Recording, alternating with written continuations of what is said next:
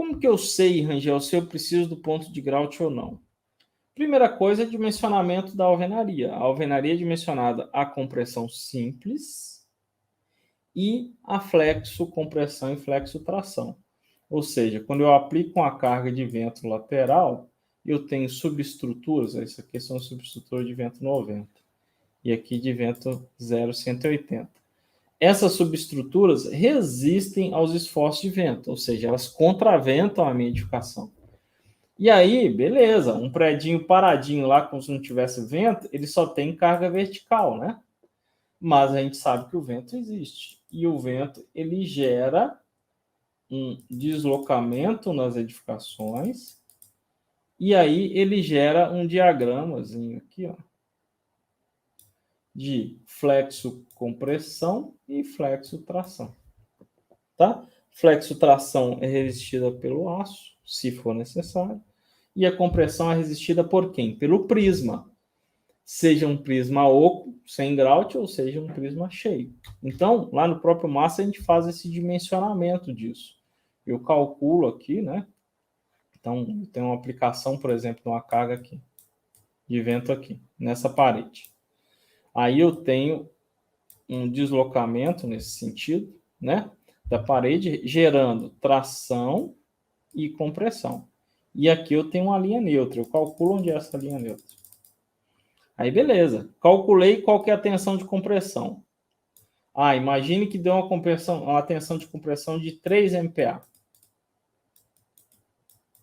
Se eu for utilizar um bloco no caso de prisma, resistência de prisma, tá? Se eu for utilizar um bloco de 4 MPa, ele já dá 3,2 MPa. Ou seja, o meu FP limite está acima da solicitação. Aí eu não precisaria de grout, eu utilizo só o parametrizado. Agora, e se eu calculei e essa tensão de compressão aqui deu 3,8 MPa? E o meu prisma só dá 3,2. Tem uma diferencinha aqui. Aí eu tenho duas opções. Ou eu utilizo um bloco de 6 MPa, que daí ele vai dar um prisma maior, ou eu grauteio aquele ponto. E aí, grauteando aquele ponto, eu vou aumentar essa resistência. Tá? E aí eu calculo aqui no massa, a gente faz uma conta bem passo a passo de se eu preciso grautear ou não, e se sim, qual que é o comprimento de grauteamento, ou seja, quantos pontos eu efetivamente preciso grautear. Isso vem depois uma conta imensa, claro, que a gente também faz no Alvest de TQS Alvest depois. Tá? Então é isso. Eu preciso saber se o prisma só, ou seja, só o bloquinho vazio dá conta ou não, e decidir se eu quero aumentar a resistência de bloco ou simplesmente grautear. Se ele for necessário, como que eu devo aplicar? A própria norma de alvenaria explica como tem que ser feito. Então, primeiro, ó, o grout, se for vertical, eu tenho que fazer um furinho, o pessoal chama de espia, um furo de inspeção, só para saber se o grout chegou lá, se ele não parou no caminho. Eu tenho que proceder com a limpeza interna desse ponto, normalmente uma barra de aço ali, por quê? Para tirar as rebarbas de argamassa que ficam ali dentro e garantir que o furo vai ser preenchido. Faz a lavagem desse furo, tá? Depois tampa aqui e grauteia. A distância máxima desse grauteamento é 1,60 m. Ou seja, não posso subir a parede inteira 2,80 m e só depois grautear.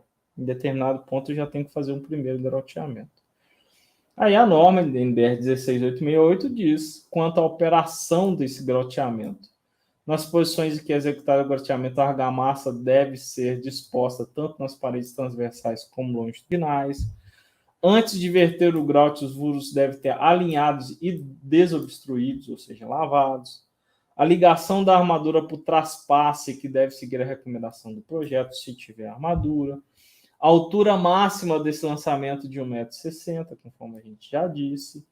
Antes do lançamento, molhar os vazados a serem grauteados, então não grauteia com ele vazio, porque senão o próprio bloco absorve boa parte do grout desse traço que está ali. Adensamento sempre manual, deve-se empregar uma haste de 10 a 15 milímetros de diâmetro de aço para fazer isso. Tá? O adensamento, já que a gente não vibra, né? Depois que fez o preenchimento. E criado janelas de visitas ou os espias, conforme a gente já disse. E aí o grout pode ser feito na obra. Tem gente que compra ele ensacado, né? E só faz a mistura com água na obra, que eu acho até mais prático, mais simples.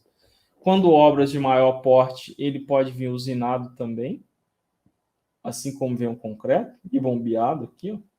Cuidado só com a pressão aqui, tá?